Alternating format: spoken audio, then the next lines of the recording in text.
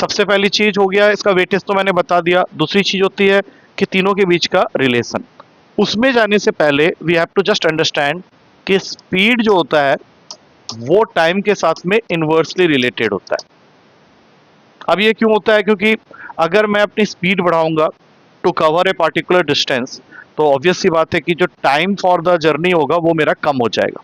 Suppose कर लो मुझे 200 kilometre को कवर करना है and I am running with a speed of 40 kilometre per hour. तो स्पीड का फॉर्मूला जो होता है, जैसे ये प्रोपोर्शनलिटी का साइन हटेगा तो you will be getting a constant, and that constant is nothing but distance. तो ये हमें याद रखना है कि speed is equals to distance by time, where speed and time are variable but distance is always constant. अब यहाँ पे अगर 200 किलोमीटर मेरा डिस्टेंस है जिसको मैं कवर कर रहा हूँ 40 किलोमीटर पर आवर की स्पीड से, तो ऑफ कोर्स मेरा जो टाइम होगा वो 5 आवर्स का होगा। अगर मैंने स्पीड को बढ़ा दिया, सपोज 40 किलोमीटर पर आवर के बजाय मैं 50 किलोमीटर पर आवर की स्पीड में जा रहा हूं, तो यही टाइम मेरा हो जाएगा 4 आवर का।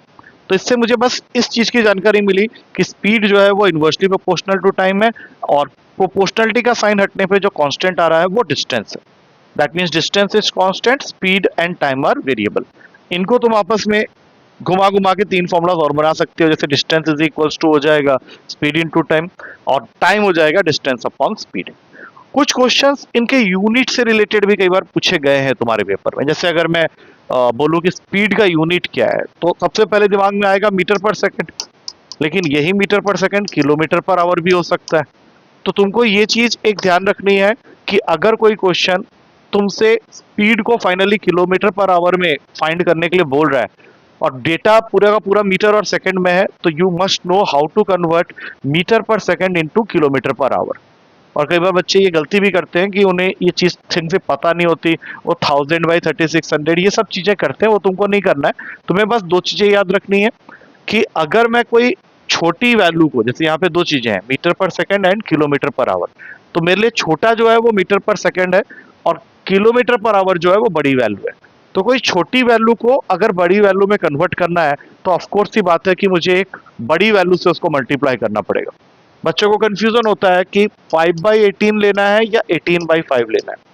तो अगर मेरे पास कोई वैल्यू है x in metre per second, that means एक छोटी वैल्यू है, इसको मुझे कन्वर्ट करना है बड़ी वैल्यू में, that means y kilometre per our में कन्वर्ट करना है, तो जाहिर सी बात है कि मुझे इसको मल्टीप्लाई करना पड़ेगा एक बड़ी वैल्यू के साथ में, जो कि है 18/5। लेकिन अगर मैं इसका उल्टा कर दूं कि अगर कोई वैल्यू है a किलोमीटर पर आवर में, जो कि एक बड़ी वैल्यू है, और मुझे इसको कन्वर्ट करना है b मीटर पर सेकंड में, तो मुझे उसको मल्टीप्लाई करना पड़ेगा 5/18 से, जो कि छोटा होता है। और ये तो हमें सबको पता है कि 18/5 इज ग्रेटर देन 5/18।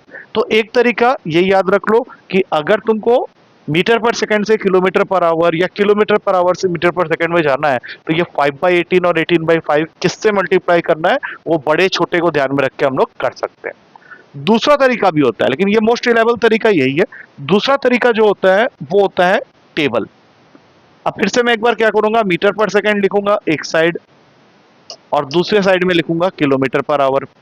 अब यहां पे लिख दूंगा 5 और यहां पे लिख दूंगा 18। That means metre per second जो कि मेरी छोटी वैल्यू है, उसके मल्टीपल्स पहले मैं लिख लेता हूं अप टू 10। 5, 10, 15, 20, 25, 30, 35, 40, 45 एंड 50। और इसी का इक्विवेलेंट अगर मैं किलोमीटर पर आवर में लिखूं और इसी स्पीड में लिखूं, तो ये आएगा 18, 36, 54, 72, 90, 108, 126, 144, 162 एंड 180। कहने का मतलब यह है कि अगर इनमें से कुछ या इनमें से कुछ आ जाता है, तो जस्ट बाय रिमेंबरिंग कि कौन किस नंबर में टेबल के अंदर प्लेस किया गया है, यू कैन डायरेक्टली कन्वर्ट। जैसे मान लो कोई क्वेश्चन तुम कर रहे हो और उसमें तुम्हारा स्पीड की वैल्यू आ गई 25 मीटर पर सेकेंड, और क्वेश्चन कह रहा है कि मुझे इसका इक्विवेलेंट चाहिए किलोमीटर पर आवर में। तो तुम्हें सिर्फ इतना करना है कि तुम्हें देखना है कि 5 के टेबल में जो 25 मीटर पर सेकेंड है वो आ रहा है 5/5000 में, तो 18 के टेबल में जो 5 में आएगा वही उसका किलोमीटर पर आवर इक्विवेलेंट होगा। तो 25 मीटर पर सेकंड को मैं कुछ ना करके डायरेक्टली लिख सकता हूं कि 5 के टेबल में इसका नंबर आता है 5/5000, तो 18 के टेबल में भी इसका नंबर 5 पे ही आएगा, तो 18/5000 होता है 90 किलोमीटर पर आवर। तो 25 मीटर पर सेकंड को सिर्फ टेबल देख के हम लोग डिसाइड कर सकते हैं कि उसका किलोमीटर पर आवर इक्विवेलेंट क्या होगा। तो अब अगर तुम मान लो ये चीज भूल गए तो इसको उस मेथड से भी कर सकते हैं। अब जैसे मान लो 25 मीटर पर सेकंड तुम्हारी छोटी वैल्यू है, इसको तुमको बड़ी वैल्यू किलोमीटर पर आवर में कन्वर्ट करना है, तो 18/5 से मल्टीप्लाई करना पड़ेगा, और जब 18/5 से मल्टीप्लाई करोगे तो 5 इंटू 18 90 आ जाएगा। तो एक तरीका ये भी है टेबल वाला, लेकिन दूसरा तरीका को मैं ज्यादा रिलायबल बोलूंगा, क्योंकि वहां पे कई बार ऐसी वैल्यूज भी आ सकती है जो 5 और 18 के टेबल में ना हो, तब तुम्हारे लिए ये टेबल मीनिंगलेस हो जाएगा। तब तुमको वही 5/18 और 18/5 के कॉन्सेप्ट से ही काम करना पड़ेगा। तो ये तो हुई इस चैप्टर की सबसे पहली चीज कि यूनिट को कैसे कन्वर्ट करना है। ये समझ में आया सबको? पहले ये बता दो। हाँ, दूसरी चीज होती है रिलेटिव स्पीड का कंसेप्ट, क्योंकि जब भी बॉडी ग्राउंड में मूव करेगी उसको रिलेटिव स्पीड के साथ में डील करना पड़ेगा। अब ये रिलेटिव स्पीड क्या होता है? सपोज कर लो तुम्हारे पास दो बॉडीज हैं ए एंड बी। अब ये ए एंड बी जो बॉडीज हैं ये अगर ऐसे मूव कर रही हैं तो इसको हम लोग बोलेंगे they are moving on the same direction. अगर ये ऐसे मूव कर रही है तब भी हम लोग बोलेंगे the bodies are moving in same direction. लेकिन अगर तुम्हारे दोनों बॉडीज में से एक बॉडी ऐसे मूव कर रहा है और एक बॉडी ऐसे मूव कर रहा है, या एक बॉडी ऐसे मूव कर रहा है एक बॉडी ऐसे मूव कर रहा है, सोच लो ये पहला वाला ए है दूसरा वाला बी है, इस केस में भी वही है, तो इस सेकंड केस को हम लोग बोलेंगे अपोजिट डायरेक्शन। तो ये तुमको हमेशा याद रखना है कि अगर तुम्हारे दोनों बॉडीज अलग अलग स्पीड से, अलग अलग स्पीड मतलब एक यू से और एक वी से सेम डायरेक्शन में मूव कर रही हैं, तो फिर हमें इनके स्पीड को या रिलेटिव स्पीड को फाइंड आउट करने के लिए दोनों को आपस में सब्ट्रैक्ट करना पड़ेगा। लेकिन अगर दोनों बॉडीज अपोजिट डायरेक्शन में मूव कर रही हैं with respective speed of u and v, तो इनका जो रिलेटिव स्पीड इस केस में होगा that will be always u plus v. मतलब याद क्या रखना है कि अपोजिट डायरेक्शन में तुम्हारे दोनों स्पीड जो है, दोनों बॉडीज के अलग अलग स्पीड्स वो ऐड हो जाएंगे, और सेम डायरेक्शन में वही दोनों स्पीड को जब सिंगल स्पीड या उनका रिलेटिव स्पीड निकालोगे तो उन दोनों स्पीड को आपस में माइनस करना पड़ेगा। ये जब हम लोग क्वेश्चन करेंगे तभी पता चलेगा कि इसका रियल एप्लीकेशन किस तरह से देखने को हमें मिलेगा। सेकेंड चीज होती है, तो सारी बातें जो मैंने अभी बताई है ये तो एक यूनिवर्सल बात हो गई। दूसरी चीज होती है कि इसके अंदर 3 तरह के क्वेश्चन पूछे जाते हैं। एक हो गया वो क्वेश्चंस जो ग्राउंड के ऊपर में काम कर रहे हैं। ग्राउंड मतलब ऐसे क्वेश्चन जहाँ पे एक आदमी इन्वॉल्व है, 2 आदमी इन्वॉल्व है, वो दोनों ही या तो बस से ट्रेवल कर रहे हैं, कार से ट्रेवल कर रहे हैं, या पैदल ही ट्रेवल कर रहे हैं, या दौड़ रहे हैं, ऐसे वाले क्वेश्चन। टाइप 2 होता है प्रॉब्लम ऑन ट्रेन्स, और ट्रेन को लेके हमेशा तुम्हारे पेपर क्या करता है, क्वेश्चन फ्रेम करता है। फिर इसका एक तीसरा टाइप भी होता है that is boats and streams. और बोट्स एंड स्ट्रीम्स एक ऐसा सेक्शन है जिसके ऊपर तुम्हारे सीडीएस और एनडीए दोनों में ही, एनडीए तो नहीं बोलूंगा, सीडीएस एंड एफकेट दोनों में ही हर साल क्वेश्चन देखने को मिलता है। तो तुमको ये जो 2-3 चीजें हैं इस पे ध्यान रखना है कि मुझे सारे टाइप्स के क्वेश्चंस को डील करना आना चाहिए। तो सेकंड टाइप जो मैं तुम लोग को बताने जा रहा हूं that is problem on trains. Problem on trains में क्या होगा, जैसे तुम में से हर कोई एक ना एक बार या कभी ना कभी ट्रेन में तो बैठा ही होगा। तो जब भी ट्रेन मूव करता है तो ये 2 तरह के ऑब्जेक्ट्स को कवर करता है। एक होता है मूवेबल ऑब्जेक्ट्स और एक होता है इमूवेबल ऑब्जेक्ट्स। मतलब अगर तुम ट्रेन में बैठे हो और तुम मूव कर रहे हो तो रास्ते में तुम्हें 2 तरह की चीजें देखने को मिल सकती हैं। एक वो जो अपनी जगह में फिक्स है जिसको हम लोग इमूवेबल ऑब्जेक्ट्स बोलते हैं, और एक वो जो मूव कर रही। अब इसकी भी 2 क्लासिफिकेशन होगी। मूवेबल ऑब्जेक्ट्स कुछ इतने हो सकते हैं जिनका लेंथ जो है वो ट्रेन के मुकाबले कंपेरेबल है, और कुछ ऐसे मूवेबल ऑब्जेक्ट्स हो जाते हैं जिनका ट्रेन के मुकाबले में जो थिकनेस है वो नेग्लिजिबल है। तो यहां पे तुम लिख सकते हो movable object of considerable length, और एक हो सकता है movable objects of negligible length. अब ये नेग्लिजिबल या कंसीडरेबल लेंथ जो मैं बोल रहा हूं that is as compare to the length of the train बोल रहा हूं। हो सकता है किसी के लिए एक घर या एक गाड़ी बहुत बड़ी है, लेकिन हमें उसको किसके रेस्पेक्ट में देखना है, ट्रेन के रेस्पेक्ट में। सेम उसी तरीके से इमूवेबल ऑब्जेक्ट्स भी 2 तरह के हो सकते हैं। Immovable objects of considerable length as compare to a train, या फिर immovable objects of negligible length as compare to train. Considerable negligible का मतलब अगर समझ में आ गया है तो give me some examples of those movable objects whose lengths are considerable as compare to train. ये तुम लोग से मैं जानना चाहूंगा ऐसे कौन कौन से ऑब्जेक्ट्स होते हैं जो मूविंग होते हैं। हाँ बोलो। एक अदर ट्रेन हो सकता है, ठीक है, इसको छोड़ के मुझे नहीं लगता कि और कोई ऐसी चीज है जो कंसिडरेबल लेंथ है एज कंपेयर टू ट्रेन। तुम बोल सकते हो सर एक बहुत बड़ी, नहीं, लेकिन वो इमूवेबल में आएगा ना, मैं मूवेबल की बात कर रहा हूं। तो मूवेबल में तुमको एक ट्रेन ही मिल सकता है, और ये ट्रेन जो है ये एक मूविंग ट्रेन के साथ में दो तरीके से मूव कर सकता है, या तो सेम डायरेक्शन में या फिर अपोजिट डायरेक्शन। तो हम लोग को इस तरह के क्वेश्चन कई बार पेपर में देखने को मिल सकते हैं कि तुम्हारे पास में एक ट्रेन है जिसकी अपनी कुछ लेंथ है, और उसने क्या किया, एक दूसरे ट्रेन को के साथ मूव करना स्टार्ट किया। अब ये दूसरा ट्रेन क्या हो सकता है, सेम डायरेक्शन में मूव कर रहा है as compare to the given train, या फिर ऑपोजिट डायरेक्शन में। तो जैसा कि मैंने बताया, अगर सेम डायरेक्शन में मूव कर रहा है, मान लो एक ये ट्रेन है मेरी और ये एक दूसरी ट्रेन है, दोनों की movement with the speed of u and v हो रही है। पहले ट्रेन की लेंथ दे रखी है, दूसरे की नहीं दे रखी है। तुमसे क्वेश्चन ये पूछ सकता है कि दोनों ट्रेन की लेंथ मान लो तुम्हें दे दिया और दोनों की स्पीड दे दी, और साथ में ये मेंशन कर दिया कि दोनों ट्रेन्स जो है वो सेम डायरेक्शन में मूव कर रही हैं। तो क्वेश्चन ये पूछेगा कि कितना टाइम लगेगा फास्ट मूविंग ट्रेन को स्लो मूविंग ट्रेन को क्रॉस करने में। तो इस केस में जब तुम इसका टाइम निकालने जाओगे तो टाइम का फॉर्मूला तो हमने जस्ट पढ़ा है, time is nothing but distance upon speed. तो क्या बता सकते हो डिस्टेंस के नाम पे यहाँ पे क्या मिलेगा? हाँ, तो फिर दोनों के लेंथ्स को हम लोग ले लेते हैं L1 एंड L2 और दोनों को ऐड कर देते हैं। हाँ, और स्पीड में क्या ज्यादा होगी उसको माइनस करेंगे, u माइनस v। और अगर यही केस हो जाएगा ऑपोजिट डायरेक्शन का, तो इस केस में again time will be distance के नाम पे दोनों ट्रेन की लेंथ हो गई, लेकिन यहाँ पे तुम्हें स्पीड जो है since it is moving in opposite direction तो we have to take it as u plus v। अब उसी तरीके से सोचो कि अगर नेग्लिजिबल लेंथ है, नेग्लिजिबल लेंथ में आई थिंक बहुत सारी चीजें आ जाएंगी, कोई कार आ सकता है, कोई व्हीकल आ सकता है, कोई एनिमल आ सकता है। अब इन सब में क्या होगा कि इनकी खुद की जो लेंथ है या इनकी जो खुद की जो भी थिकनेस है वो मीनिंगलेस है एज कंपेयर टू ट्रेन। तो मान लो एक घोड़ा है, वो दौड़ रहा है और वो सेम डायरेक्शन में दौड़ रहा है ट्रेन के, तो उस केस में टाइम कितना लगेगा ट्रेन को इनको कवर करने के लिए? तो उसमें सिर्फ लेंथ ऑफ द ट्रेन आएगा। और नीचे में तुम लिख सकते हो u plus minus v according to the situation. u मैंने यूनिवर्सल मान लिया है ट्रेन की स्पीड के लिए, v अब कुछ भी हो सकता है, कार की स्पीड हो सकती है, किसी व्हीकल की स्पीड हो सकती है, कोई एनिमल की स्पीड हो सकती है।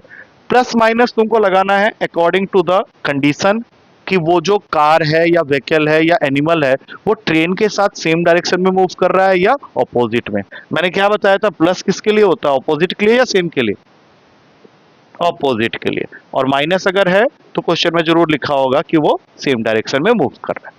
उसके बाद बात आती है इमूवेबल ऑब्जेक्ट्स। अब इसमें ज्यादा दिमाग लगाने की जरूरत नहीं है। Immovable object of considerable thickness की अगर मैं बात कर रहा हूं तो इसमें बहुत सारी ऐसी चीजें आएंगी जिनसे ट्रेवल करते समय बहुत मजा आता है। हम लोग जैसे ट्रेन में जा रहे हैं और एक दूसरा ब्रिज आ जाता है या प्लेटफॉर्म आ जाता है, या कोई ऐसा ट्रेन जो स्टैंडिंग ट्रेन है, तो इन सबको मैं कह सकता हूं कि इनकी जो थिकनेस है या इनकी जो लेंथ है as compare to my train they are all there. तो जब इनको कवर करता है, मैंने क्या क्या नाम लिया, जैसे एक प्लेटफॉर्म हो गया, ब्रिज हो गया, रिवर हो गया, कोई स्टैंडिंग ट्रेन हो गया, तो इन सबको कवर करने के लिए कितना टाइम लगेगा मेरे वाले ट्रेन को जो कि एक अपनी स्पीड u में घूम रहा है? तो यहाँ पे तुम्हारा time to cover all these objects will be equals to length of the train LT लिख लेते हैं, plus length of any of this, length of platform हो सकता है, लेंथ ऑफ ब्रिज हो सकता है, लेंथ ऑफ रिवर हो सकता है, लेंथ ऑफ अदर ट्रेन हो सकता है, अपॉन, अब इनमें से कोई भी तो मूविंग नहीं है तो सिर्फ अपॉन हमारी जो भी स्पीड है ट्रेन की, जिसको मैंने मेरे ख्याल से u रखा हुआ है, उससे डिवाइड कर देंगे। ये होगा for those objects which are immovable but of considerable length as compare to the moving train या माई ट्रेन जिसकी अपनी एक स्पीड है। ठीक है, अब बताओ नेग्लिजिबल में कौन से होंगे जो इमूवेबल है। तो आई थिंक इसके अंदर एक, हाँ, एक ट्री हो गया, एक पोल हो गया, एक आदमी हो गया जो खड़ा है, या कोई भी एक बड़ा सा घर हो गया, इसमें बहुत सारी चीजें आ जाएगी। तो इन सबको कवर करने के लिए जो टाइम लगेगा that will be simply length of the train upon speed of the train. क्योंकि इसमें हम लोग को कुछ भी नहीं देखना, क्योंकि हमने क्या किया, उन सबको स्टेशनरी ऑब्जेक्ट, इमूवेबल को हम लोग स्टेशनरी भी बोल सकते हैं, और इन सब की जो थिकनेस है they are negligible as compare to train. तो ये जो मैंने चीजें बताई हैं इनको बस अभी थोड़ा सा लिखने की कोई जरूरत नहीं है, ये तो तुम्हारे पास में रहेगा ही स्टोर होके, बस इसको अपने दिमाग में रखना, क्योंकि जब हम लोग क्वेश्चन करेंगे तो अभी जो चीजें हमें थोड़ी छोटी लग रही हैं, क्वेश्चन करते समय वो थोड़ी बड़ी लगेगी हम लोग को। अच्छा, ये था हमारा type 2, that is problem on trains. तीसरे नंबर पे जिसको मैं इन सब में से सबसे ज्यादा इंपॉर्टेंट बोलूंगा, that is the concept of boats and streams. अब बोट्स एंड स्ट्रीम्स के बारे में हमने 7, 8, 9 क्लास में क्वेश्चंस किए हुए हैं, 10th में भी क्वेश्चन हुआ करते थे, that is upstream and downstream related question. तो ये जो नेक्स्ट हमारा होगा type 3, that is based on boats and streams. अब ये तो सबको ही पता है कि बोट की अपनी एक स्पीड होगी, स्ट्रीम की अपनी एक स्पीड होगी। तो ये हमेशा याद रखना कि बोट की स्पीड जो है वो u होती है और स्ट्रीम की स्पीड v होती है। और क्वेश्चन में कभी भी ऐसा नहीं होगा कि बोट की स्पीड स्ट्रीम की स्पीड से कम या उसके बराबर हो जाए। बोट की स्पीड हमेशा स्ट्रीम की स्पीड से ज्यादा ही होगी, क्योंकि अगर ऐसा नहीं हुआ तो बोट या तो पलट जाएगा या फिर बोट मूव ही नहीं करेगा। और अब यहाँ पे हम लोग दो केस बनाएंगे, एक होता है अपस्ट्रीम और एक होता है डाउनस्ट्रीम। अब दोनों में जो फर्क है आई होप तुम लोगों को पता होगा, मैं बस एक बार रिपीट कर रहा हूं। जैसे मान लो एक आदमी इस नदी के इस किनारे में खड़ा है और उसको जाना है दूसरे किनारे, ये पूरा का पूरा तुम्हारा नदी है। अब बोट लेके वो खड़ा है, वो जाना चाहता है उस तरफ, और जो स्ट्रीम है वो इस तरफ बह रहा है और उसकी अपनी एक स्पीड है v। जो बोट जाना चाहता है उसकी स्पीड है u। तो जब तुम्हें ऑपोजिशन मिल रहा है तो ऑब्वियस सी बात है कि उसको इस पॉइंट से इस पॉइंट तक जाने के लिए टाइम ज्यादा लगने वाला है। तो हम लोग बोलेंगे कि यहाँ पे जब हम लोग स्पीड इन अपस्ट्रीम देखेंगे तो स्पीड इन अपस्ट्रीम जो होगा that will be u minus v, where u is always the speed of the boat. ये मैं ऊपर मेंशन कर देता हूँ, u is always the speed of the boat and v is always the speed of the stream. तो जब upstream में move कर रहे हो तो ये जो स्पीड होगी speed upstream that is u minus v। और जैसा कि मैंने बताया कि इसको ओपोजिशन मिल रहा है क्योंकि स्ट्रीम इधर से बह रहा है और इसको जाना इधर है, तो टाइम अपस्ट्रीम जो होगा in this case will be equals to ab upon u minus v, या फिर इसको सीधा लिख लो d अपॉन u माइनस। अब सोचो ये आदमी अगर इस तरफ पहुंच गया, उसको बी तक पहुंचना था, उसको टाइम ज्यादा लगा लेकिन वो किसी तरह से वहां तक पहुंच गया, और उसको अब क्या करना है, वापस जाना है from B to A. But अब उसके लिए एक फायदा ये है कि उसके साथ ही लहर या स्ट्रीम या करंट चल रही है। तो अगर मैं इसकी स्पीड को u और इसकी स्पीड को v मान रहा हूं तो इस बार वो स्ट्रीम जो कि उसको फर्स्ट केस में अपस्ट्रीम के केस में अपोज कर रही थी अभी उसके साथ में चल रही है। तो इस केस में जब तुम स्पीड इन डाउनस्ट्रीम देखने जाओगे तो ऑफकोर्स ही बात है कि ये दोनों स्पीड आपस में ऐड हो जाएंगे और ये स्पीड को बढ़ा देंगे। और अगर ये स्पीड को बढ़ा रहे हैं तो टाइम जो लगेगा डाउनस्ट्रीम में वो जाहिर सी बात है कि कम होने वाला है। तो टाइम डाउनस्ट्रीम उसी सेम डिस्टेंस को कवर करने के लिए हो जाएगा A B upon u plus v या फिर D upon u plus v. और ये तो एक कॉमन सेंस है, कोई भी बता सकता है कि यहाँ पे ओपोजिशन था, यहाँ पे हेल्प मिल रही है, तो time up is always greater than time down. और अगर क्वेश्चन में तुम्हें ये बोल दे कि what is the total time for the entire journey, for entire journey वो नहीं भी लिख सकता है, लेकिन अगर उसने ये टर्म यूज कर दिया है टोटल, तो इसका मतलब है कि वो चाहता है कि तुम उसको ये बताओ कि पहले तुम ए से बी तक गए और फिर बी से ए तक आए। तो टोटल टाइम जब तुम निकालोगे तो टोटल टाइम को मैं सीधा सीधा कैपिटल टी से डिनोट कर देता हूं, तो that is equals to T up plus T down. तो टी अप और टी डाउन तुमने यहां निकाला हुआ है, तो बस तुमको D upon u minus v और टाइम डाउन के लिए D upon u plus v. तो तुम्हारा एक फॉर्मूला बन गया T is equals to D upon u minus v plus D upon u plus. अब मैं यहाँ पे पूछ लेता हूँ कि अभी तक हमने आई थिंक 20 मिनट से मैं कंटिन्यूअसली बोल रहा हूँ, तो क्या ये चीजें समझ में आई? कुछ थ्योरी यही है, इतनी ही। कहीं भी चले जाओ तुमको थ्योरी के नाम पे यही सीखने को या बताएगा टीचर तुमको, बाकी सारे क्वेश्चंस होते हैं। तो क्या इतनी चीजें समझ में आ गई हैं आज की क्लास की? क्लियर है पूरा? तो can we go for some questions? कुछ क्वेश्चंस के थ्रू एंट्री करते हैं, देखते हैं कि किस तरह से क्वेश्चंस को वो फ्रेम करता है तुम्हारे पेपर में। तो मैं बैक इसको ले जा रहा हूँ।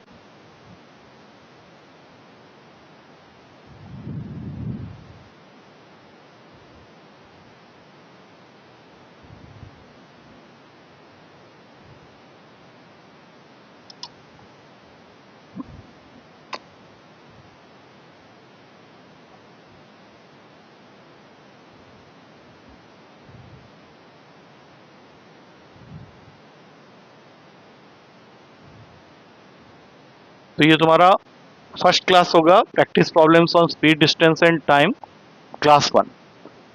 तो सबसे पहला क्वेश्चन ये, क्वेश्चन क्या है? Assume that the distance that a car runs on 1 litre of petrol varies inversely as the square of the speed at which it is driven. It gives a run of 25 km per liter at a speed of 30 km per hour. At what speed should it be driven to get a run of 36 km per liter? अब ये question को try करो।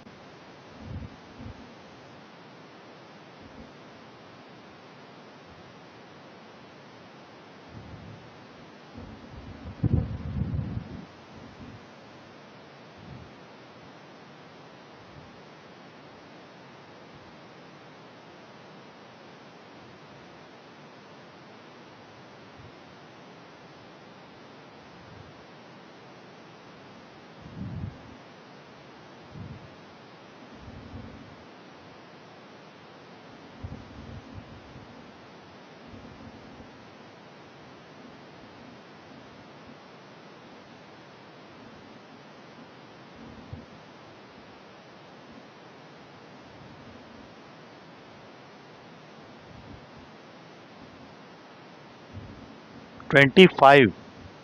Okay, what about others? देखो, या तो आ जाएगा या फिर नहीं आएगा। अभी ये कुछ पुरानी चीजों से मिलके बना है ये प्रॉब्लम। हमने एक डायरेक्ट इनवर्स वेरिएशन का कंसेप्ट लिया था, वो उससे रिलेटेड जा रहा है। तो सबसे पहले तुमको एक टर्म याद रखना है, माइलेज। अब ये माइलेज क्या होता है? तो माइलेज होता है कि तुम कार को 1 लीटर पेट्रोल में कितना डिस्टेंस कवर करवा सकते हो। जैसे यहाँ पे लिखा हुआ है, it gives a run of 25 kilometre per litre at a speed of. तो माइलेज का स्पीड के साथ में क्या हो जाएगा? इनवर्स रिलेशन हो जाएगा। यहाँ पे लिखा भी हुआ है कि assume that the distance that a car runs on 1 litre of petrol varies inversely as the speed square. अगर तुम स्पीड ज्यादा करोगे तो माइलेज कम हो जाएगी। तो यहाँ पे इस चीज का ध्यान रखना है कि जब तुम गाड़ी को ज्यादा स्पीड में भगाते हो तो फिर उसका जो कंजप्शन ऑफ पेट्रोल है वो पर लीटर क्या होता है? बढ़ जाता है या कम हो जाता है? ये बताओ कैसे? अगर तुम स्पीड बढ़ा रहे हो तो माइलेज पे तो असर पड़ेगा ना तुम्हारा। हाँ, तो अब सोचो यहाँ पे, माने अगर तुम ज्यादा स्पीड में चला रहे हो तो पेट्रोल का जो माइलेज है वो तुम्हारा कम होते हुए जाएगा, बढ़ेगा कैसे? तभी तो वो बोल रहे हैं ना कि स्पीड के साथ में इनवर्सली रिलेटेड है। अब जैसा हम पहले करते थे, m मान लेते हैं माइलेज है और s मान लेते हैं स्पीड है। तो m is inversely proportional to s square. तो यहां से मिलेगा m is equals to k upon s square. और हम लोग यहां से एक फॉर्मूला बना लेंगे, m s square is equals to k। अब m1 s1 square is equals to m2 s2 square से क्वेश्चन स्टार्ट होगा। तो फर्स्ट केस में it gives a run of 25 kilometre per litre, मतलब that is your mileage at a speed of 30 kilometre per hour. तो यहाँ पे 30 का square. अब क्वेश्चन क्या है? एट व्हाट स्पीड, मतलब S2 वो पूछ रहा है, should it be driven to get a run of 36 kilometre per litre. ये हो गया तुम्हारा माइलेज। अब यहां से तुम अपने S2 के लिए सॉल्व कर लो, और वो भी क्या करोगे? किसी को कुछ करने की जरूरत नहीं है, बस इसको यहां ले आओ और S2 के ऊपर जो स्क्वायर लगा है वो इसको रूट बना दो। सारी वैल्यूज के स्क्वायर हमें पता है, 25 का होगा 5, 30 का स्क्वायर मतलब 30, और 36 का स्क्वायर मतलब 36। तो ये तुम्हारा आंसर होगा। 6 के टेबल में काट लो, ये आ गया तुम्हारा 5, यहाँ पे आ गया 6। 5 6 देखिए, 30 का स्क्वायर 36 का स्क्वायर,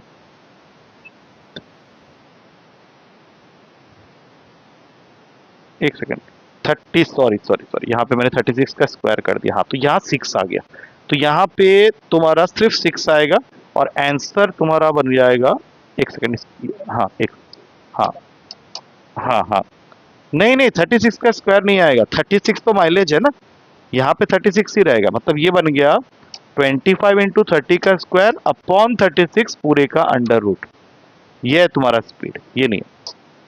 अब यहां से ये निकला 5 में, ये निकला 30 में, ये निकला 6 में, अब 6 इसको काटेगा 5 में, आंसर होगा 25 किलोमीटर पर आवर, आंसर सही है तुम्हारा। ये आया कुछ समझ में? चल ठीक है, नेक्स्ट क्वेश्चन में चलते हैं। हाँ अब ये क्वेश्चन देखो, a man takes 5 hours 45 minutes in walking to a certain place and riding back. He could have gained 2 hours by riding both the ways. अब पूछा है find the time he would take to walk both the ways. अब ये क्वेश्चन देखो थोड़ा सा अलग है तो स्पीड डिस्टेंस टाइम का, बट थोड़ा सा अप्रोच इसमें अलग तरीके से लगाना पड़ेगा। नाउ जस्ट सी क्या कर सकते हो इस क्वेश्चन का।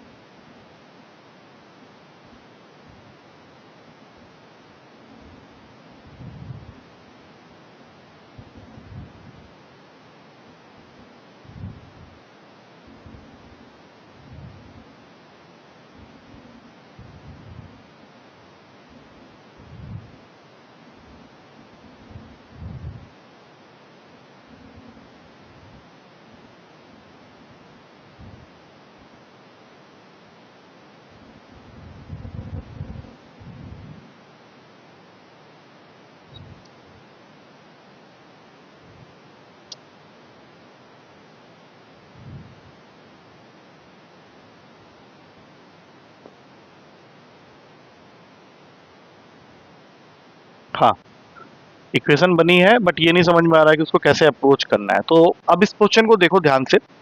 सबसे पहले ये एक प्लेस है और ये एक प्लेस है, तो ए और बी इसकी नेमिंग कर देते हैं। आदमी क्या कर रहा है, जाते समय वॉक करके जा रहा है, इसके ऊपर लिख लो W, बट आते समय वो क्या कर रहा है, राइड करके आ रहा है। तो W प्लस R ये मिला के उसको लग रहा है 5 hour 45 minutes। आपको सी पार्ट मतलब 7 hour 45 minutes कह रहे हो ना, अभी चेक कर लेते हैं, अभी पता चल जाएगा। अब क्वेश्चन नेक्स्ट लाइन में क्या कह रहा है कि he could have gain 2 hours by riding both the ways, मतलब अगर वो जाते समय भी राइड करके जाए और आते समय भी राइड करके आए, दैट मीन्स एक तरह से देखा जाए तो R प्लस R 2R हो गया। तो हमेशा इस क्वेश्चन में क्या होगा कि तुमको जैसे ही W प्लस R की वैल्यू मिल जाए तो उसको 2 से मल्टीप्लाई कर दो। अब 2 से मल्टीप्लाई करोगे तो क्या होगा, ये हो जाएगा 2W, ये हो जाएगा 2R, और यहां जहां तुम बोलने की कोशिश करने वाले हो 10 hour 90 मिनट, तो वो ना कह के कहो कि it is equivalent to 11 hour 30 minute. अब ये लिखने के बाद तुम्हारा क्वेश्चन तुमसे क्या बोल रहा है, ध्यान से देखो। 11 hour 30 मिनट्स लिखने के बाद वो तुमको क्या बोल रहा है कि 2R जो है, ये जो 2R है इसकी वैल्यू तुम्हारे क्वेश्चन में उसने दे दी है। कैसे, वो कह रहा है कि he could have gain 2 hours by riding both the ways, he could have gain 2 hours by riding both the ways. अब बताओ कि हम लोग को क्वेश्चन में 2R की वैल्यू कितनी दे रखी है, क्योंकि निकालना इनमें से एक ही वैल्यू है। देखो उसने पूछा क्या है, the time he would take to walk both the ways, मतलब उसको क्या चाहिए तुमसे, 2W की वैल्यू। तो ऑफकोर्स सी बात है कि 2R वो तुमको डायरेक्टली या इनडायरेक्टली गिवन है, बताओ कितना होना चाहिए 2r की वैल्यू? अगर वो ये लिख रहा है कि you could have gain 2 hours bye riding both the veg, 3 hours 45 minutes. तो तुम्हें क्या करना है, इस 2r की वैल्यू को, जो कि तुमने अभी बोला 3 आवर 45 मिनट्स, उसको यहां सेंड कर देना है। और यहां जैसे ही वो आएगा तो it will get subtracted with 11 hour 30 minutes. तो 2 आवर 45 मिनट्स को अगर 11 आवर 30 मिनट से सब्ट्रैक्ट करते हैं, हाँ 2 आवर्स, सॉरी 3 आवर्स 45 मिनट्स, तो अगर इसको सब्ट्रैक्ट करते हैं तो क्या ये वैल्यू 7 आवर 45 मिनट्स के इक्वल ही आएगी? और यही तुमको क्वेश्चन में पूछा गया है, और यही हर वो क्वेश्चन में करना है जहाँ पे इस तरह का क्लॉज के साथ क्वेश्चन आए कि वॉक कर रहा है, फिर राइड कर रहा है, और फिर कोई एक चीज वो तुमको दे देगा। जैसे जाते समय वॉक करवा दिया, आते समय राइड करवा दिया। हो सकता है इस क्वेश्चन में वो तुमको कभी ये बोल दे कि he could have lost 2 hours if he walk both the veg, so find the time when he ride both the veg. जैसे इस क्वेश्चन में ही क्या किया, उसने बोला है कि he could have gain 2 hours bye riding both the ways, मतलब 2r की वैल्यू देके 2w मांग रहा है, किसी क्वेश्चन में 2w की वैल्यू देके 2r मांगेगा। तो तुमको करना यही है, वॉक प्लस राइड की वैल्यू लिखने के बाद 2 से मल्टीप्लाई करोगे, और जो भी वैल्यू इन दोनों में से दी हुई होगी, कोई एक दिया होगा, कोई एक फाइंड करना होगा, तो उसको उधर ले जाके माइनस करके फाइंड कर सकते हैं। ये समझ में आया है सबको? चल ठीक है, अगले क्वेश्चन में चलते हैं। हाँ, अब ये क्वेश्चन देखो, थोड़ा सा ट्रेन के ऊपर में है। हमने ट्रेन पे कंसेप्ट किए तो हैं, लेकिन ये थोड़ा सा क्वेश्चन बढ़िया है, एक बार ट्राई करो इसको सब लोग कैसे करना है।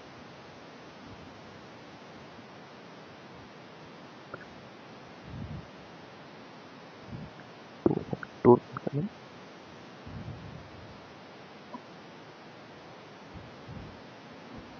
बैठ जाओ, क्लास चल रही है।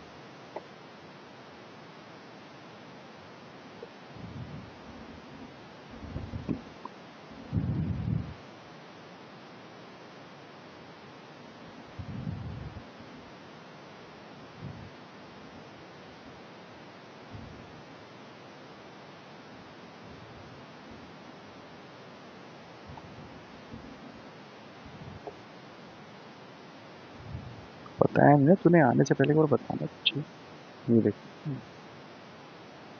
ये भी तुम्हारी तरह एक क्वेरी थी,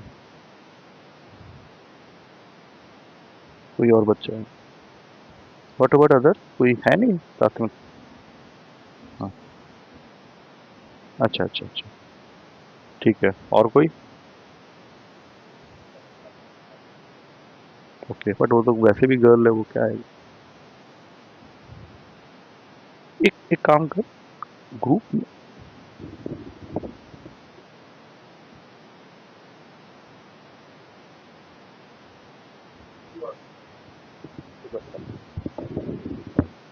यस है, कुछ आइडिया लगाया इस क्वेश्चन के अंदर?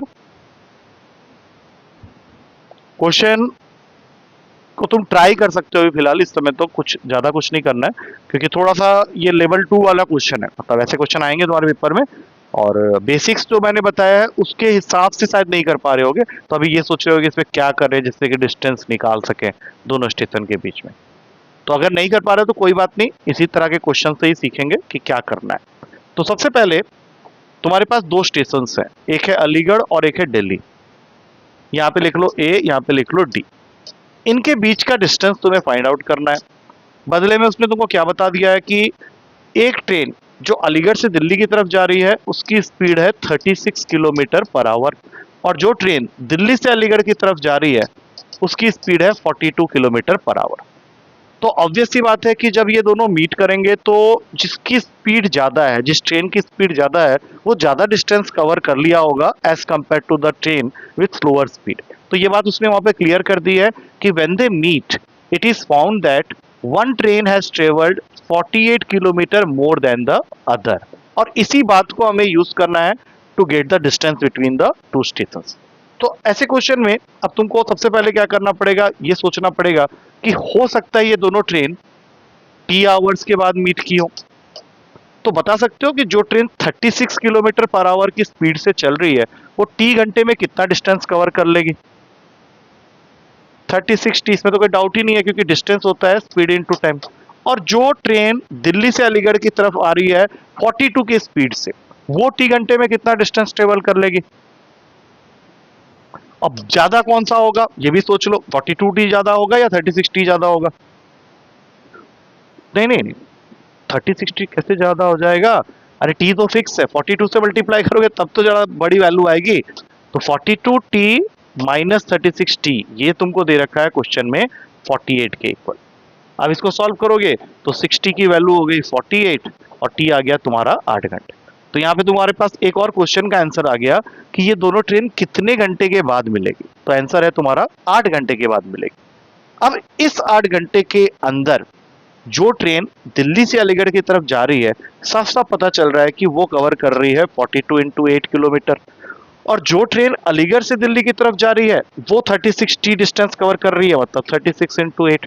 तो क्या इन दोनों का जो सम होगा वही डिस्टेंस होगा बिटवीन द टू स्टेशन। हाँ या ना में जवाब। हाँ तो बस इसी को सॉल्व करना था। इसमें एक काम कर सकते हो, 8 कॉमन ले लो तो अंदर आ जाएगा 42 plus 36। Rest other is your calculation part. 42 plus 36 करोगे तो ये तुम्हारा बन गया 78, और 78 इंटू 8 करके देख लेना, ये तुम्हारा आंसर देगा तुमको 624 किलोमीटर। हाँ क्यों 48 क्यों माइनस करेंगे, उसने तुमको ये 48 दिया है सिर्फ ये बताने के लिए कि दोनों ट्रेन कितने घंटे के बाद मीट कर रही हैं। क्योंकि अगर वो नहीं होता तो फिर हम लोग उसको इक्वेट नहीं कर पाते ना। मतलब ये ट्रेन यहाँ से यहाँ तक वो उसकी ये जो 48 है, में से सोच लो कि इन दोनों का जो डिफरेंस है वो 48 के इक्वल है। तो एक तरह से ये दोनों ऐड होंगे, ये दोनों मीट करेंगे, ये ट्रेन थोड़ा सा ज्यादा कवर किया होगा और ये इतना कवर किया होगा, तो इन दोनों का जो सम टोटल होगा यही तो डिस्टेंस होगा ना दोनों स्टेशन के बीच में। समझ में आया।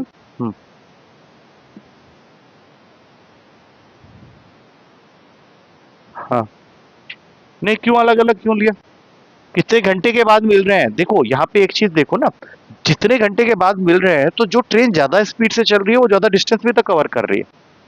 मान लो मैं यहाँ से एक ट्रेन छोड़ा हूँ, ये 36 की स्पीड में चल रहा है, ये 42 की स्पीड में चल रहा है। मान लेता हूँ मैं 3 घंटे के बाद ये दोनों मीट करने वाले हैं, तो 3 घंटे के बाद अगर मीट करने वाले हैं तो ये कितना डिस्टेंस कवर करेगा 108, और ये डिस्टेंस कितना कवर करेगा 126।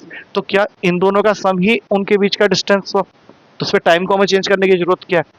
हाँ क्वेश्चन में अगर ये कहा होता कि दोनों ट्रेन के खुलने का टाइम जो है वो अलग अलग है, जो कि आएगा अभी क्वेश्चन में। यहाँ पे कहाँ लिखा हुआ है कि दोनों ट्रेन अलग अलग टाइम में खुल रहे हैं, यहाँ तो लिखा हुआ है एट द सेम टाइम। हाँ तो वहां पे इसलिए हम लोग कोई डिफरेंस क्रिएट नहीं करेंगे। ठीक है नेक्स्ट। हाँ ये क्वेश्चन जरा देखना। अब ये ट्रेन की जगह फादर और सन आ गए। A father and his son start from point A with speeds of 12 and 18 kilometre respectively and reach another point. यहां तक तो ठीक है। उसके बाद उसने बोला है कि son start 60 minutes after his father at A and reaches B 60 minutes before his father. कुछ कुछ क्वेश्चन पिछले वाले जैसा ही है, और इस बार तुम्हें वही सेम निकालना है, what is the distance between these two points A and B. एक बार ट्राई करो पहले 2 मिनट्स, फिर बताता हूँ।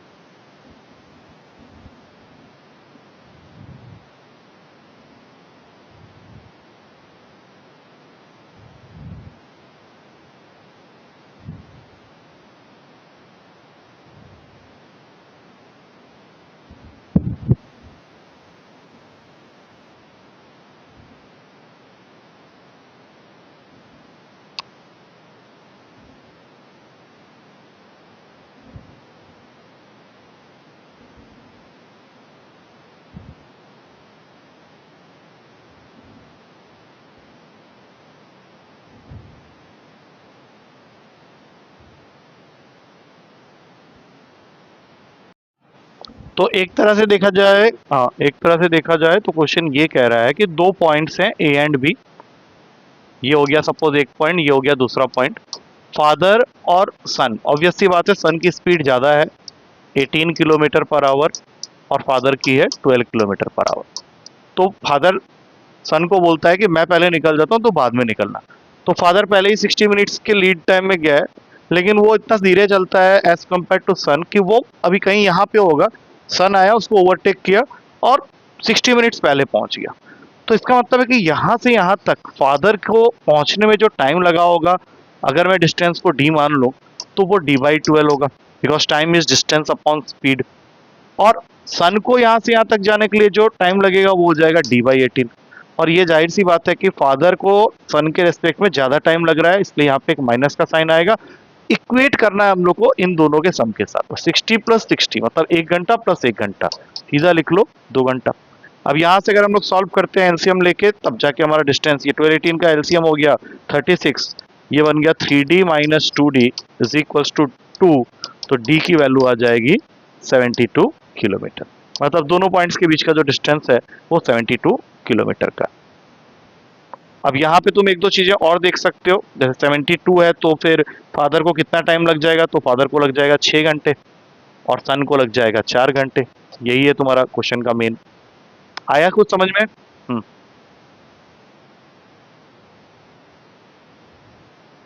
इसीलिए मैं ये चीज दिखा रहा हूँ ना, 4 घंटे में सन पहुंच गया, तो 4 घंटे में ये कितना कवर करेगा, क्योंकि डिस्टेंस 72 है, तो ये इसका भी बच्चा, हाँ तो उसको कर लो, वहां पे 48 आएगा तुम्हारा फिर वहां से, क्योंकि 12-12 की स्पीड से चल रहा है ना, तो 4 घंटे में 48 किलोमीटर यहाँ पहुंचा होगा आउट ऑफ 72, है कि नहीं? अब ये एक बोर्ड का क्वेश्चन है, इसको खुद से करो, ट्राई करो, ये आराम से कर लोगे, ये बेसिक क्वेश्चन है, कई बार पूछता है पेपर में।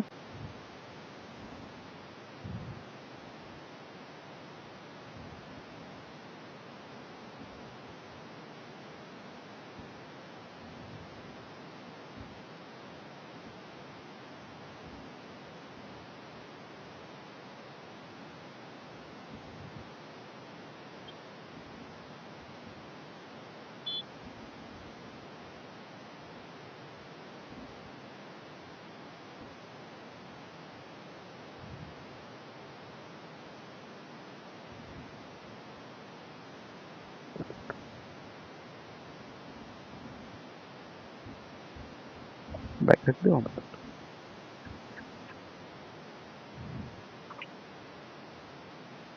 You are supposed to be at 6:30 ना, हम 6:30,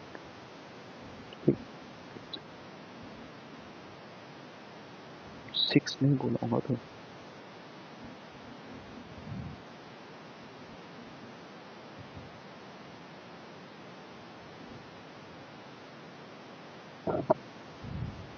बोल गया था क्या? चलो